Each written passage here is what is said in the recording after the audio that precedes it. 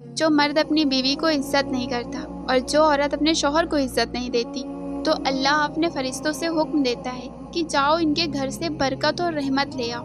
جب آپ کی وجہ سے آپ کی نیک بیوی روتی ہے تو اللہ فرشتوں سے کہتا ہے جاؤ اس کی زندگی سے خوشیاں لے آؤ۔ لہٰذا اپنے رشتوں کو خراب نہ کریں۔ دنیا کا سب سے پاکیزہ رشتہ شوہر اور بیوی کا رشتہ ہوتا ہے، اور جب یہ دونوں خوش ہوتے ہیں تو اللہ بھی مسکرا رہا ہوتا ہے۔ ایک مسلمان بہن کی شادی تھی۔ وہ دلہن بن کر تیار ہو کر بیٹھی تھی۔ دلہا لیٹ ہو گیا اس کے گھر پہنچنے میں، اور اس کے آنے سے پہلے ہی مسجد میں اذان ہونے لگی۔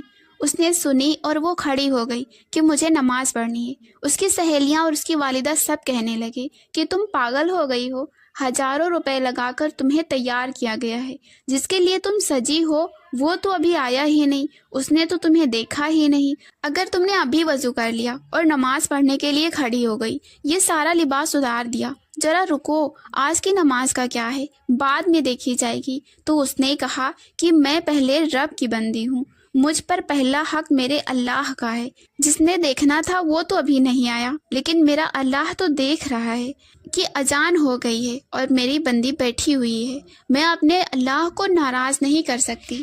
جس گھر میں شادی شدہ نندوں کا راج ہونا، اس گھر میں خوبصورت سے خوبصورت بیوی بھی کبھی اپنا مقام حاصل نہیں کر سکتی، کبھی راز نہیں کر سکتی۔ یہ جو فون لوگ یوز کرتے ہیں نا، جس کو اسمارٹ فون کہتے ہیں، نندوں کو چاہیے اس کو بڑے اچھے سے استعمال کرے، نہ کہ چاہیے اس کو رپورٹنگ کے لیے استعمال کرے، نہ کہ آگ لگانے کے لیے استعمال کرے۔ بھائی کا گھر بسنے دیں، کیونکہ آپ خود بھی شادی شدہ ہیں تو یہ بات سمجھنے کی ہے۔ اسلام میں 2 روٹی اور 2 جوڑی کپڑے دینے پر مرد کو عورت پر حاکم قرار نہیں دیا ہے۔ یہ 2 روٹی اور 2 جوڑے کپڑے اپنے ماں باپ کے گھر زیادہ عزت اور مان اور سمان سے لیتی تھی۔ اسلام نے مرد کو نان نفقے کے ساتھ ساتھ اس کو عزت اور حرمت کی بھی ذمہ داری دی ہے۔ نمبر 2، کسی عورت کو اتنا مجبور مت کریے کہ وہ تمہاری طرف سے سخت ہو جائے، کیونکہ جب آپ کی بیوی روتی ہے تو اللہ آپ کے جیب سے برکت چھین لیتا ہے۔ نمبر 3، ایک عورت کی سب سے بڑی غلطی وہ کتنے ہی سال ضائع کر دیتی ہے کہ شاید بندہ بدل جائے، رشتہ وہی قائم رہتا ہے جس میں دونوں ایک دوسرے کو کھونے سے ڈرتے ہوں۔ ایک لڑکی نے مجھے ڈی ایم کر کے کہا کہ میرا رشتہ ایسی جگہ کرایا جا رہا ہے جو مجھے بالکل بھی پسند نہیں ہے، لیکن میں چاہتی ہوں میرا رشتہ ایسی جگہ کرایا جائے جس کے اندر دینداری ہو، لیکن میرے ماں باپ کی آنکھوں پر پردہ پڑا ہوا ہے، وہ پیسہ دیکھ کر میری شادی کروا رہے ہیں۔ تو میں ایسے ماں باپ سے کہتی ہوں کہ کیا آپ اپنے بچوں کو خوش نہیں دیکھنا چاہتے؟ کیا آپ یہ چاہتے ہیں کہ میرے بچے پوری زندگی گھٹ گھٹ کر جئیں؟ لڑکے پیسے میں اوپر نیچے ہوں تب بھی کوئی بات نہیں، کیونکہ وہ آپ کی لڑکی اس کو مینیج کر لے گی۔ اگر آپ نے اپنے بچوں کو ایسی جگہ ڈال دیا، ایسے رشتے میں باندھ دیا جو رشتے اس کو بالکل بھی پسند نہیں ہیں، تو اس کا حساب کتاب آپ کو قیامت میں دینا پڑے گا۔ شادی شدہ مردوں کو میری بات اچھی نہیں لگے گی، مگر یہی حقیقت ہے۔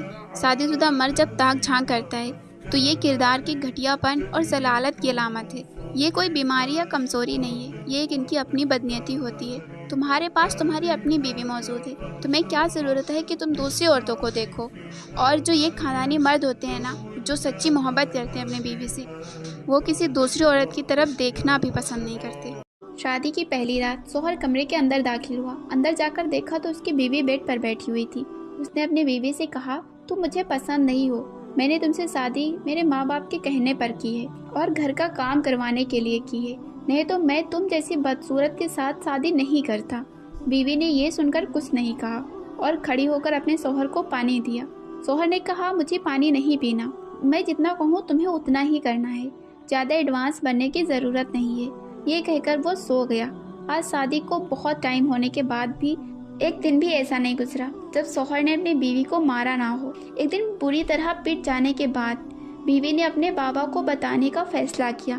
اس نے اپنے بابا کو کال لگایا اور ساری بات بتائی تو اس کے بابا نے کہا، بیٹا یہ تو کچھ بھی نہیں، تمہیں اگر اپنے شوہر کے ساتھ زندگی گزارنی ہے تو بہت کچھ سہنا پڑے گا۔ جو مرد اپنی بیوی کو عزت نہیں کرتا اور جو عورت اپنے شوہر کو عزت نہیں دیتی، تو اللہ اپنے فرشتوں سے حکم دیتا ہے کہ جاؤ ان کے گھر سے برکت اور رحمت لے آؤ۔ جب آپ کی وجہ سے آپ کی نیک بیوی روتی ہے تو اللہ فرشتوں سے کہتا ہے جاؤ اس کی زندگی سے خوشیاں لے آؤ۔ لہٰذا اپنے رشتوں کو خراب نہ کریں۔ دنیا کا سب سے پاکیزہ رشتہ شوہر اور بیوی کا رشتہ ہوتا ہے، اور جب یہ دونوں خوش ہوتے ہیں تو اللہ بھی مسکرا رہا ہوتا ہے۔ مسلم شادی کے 5 بنیادی نیم۔ نمبر 1، نکاح مسجد میں ہونا چاہیے۔ نمبر 2، شادی میں بارات نہیں، کیونکہ بارات کا ذکر قرآن اور حدیث میں نہیں ہے۔ نمبر 3، شادی میں ہلدی جیسی رسموں سے بچنا چاہیے۔ نمبر 4، لڑکا ولیمہ ضرور کرے لیکن ایسا جس میں دکھاوا نہ ہو۔ نمبر 5، جہیز میں ایک سوئی بھی مانگنا غلط ہے، لیکن اگر لڑکے کے ماں باپ اپنی بیٹی کو کچھ دینا چاہیں تو وہ خوشی سے دے سکتے ہیں۔ جب بھی نکاح کی بات آتی ہے تو ہر لڑکی کو نیک مرد چاہیے اور ہر لڑکے کو پاکیزہ بیوی چاہیے ہوتی ہے۔ خود کا کردار کیسا بھی ہو، نامحرم سے باتیں چل رہی ہوں، پردہ ختم ہو گیا ہو، حرام کو حلال سمجھ کر کر رہے ہوں اور کہتے ہیں کہ پوری دنیا کر رہی ہے تو ہم اکیلے تھوڑی ہیں۔ سو کائنڈ اور انفارمیشن، حلال از حلال اینڈ حرام از حرام۔ اللہ نے قرآن پاک میں فرمایا پاک عورتیں پاک مردوں کے لیے ہیں اور پاک مرد پاک عورتوں کے لیے ہیں۔ آدم کے اولادوں، اپنی جانوں پر ظلم کرنا بند کرو۔ اگر پاک ہم سفر چاہیے تو پہلے خود کو پاک اور صاف بناؤ۔ ڈزنٹ میٹر کہ آپ کا پاسٹ کیسا تھا۔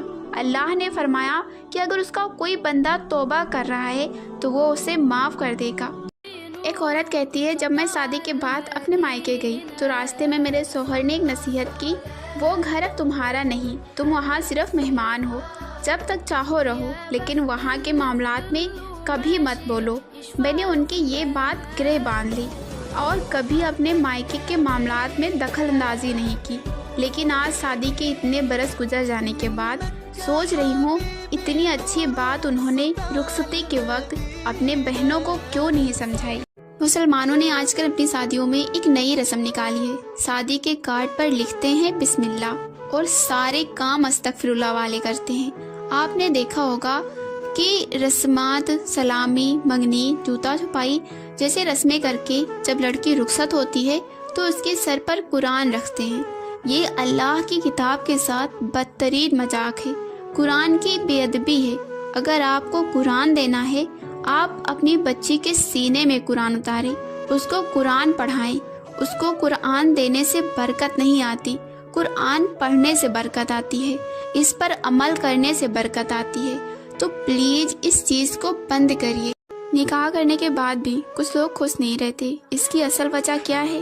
جب ہم نکاح کے لیے لڑکی دیکھتے ہیں تو ہم یہ دیکھتے ہیں کہ وہ ہمیں کتنا دہیج دیں گے، وہ ہمیں کتنے پیسے دے سکتے ہیں، وہ ہمیں بائک دیں گے یا نہیں۔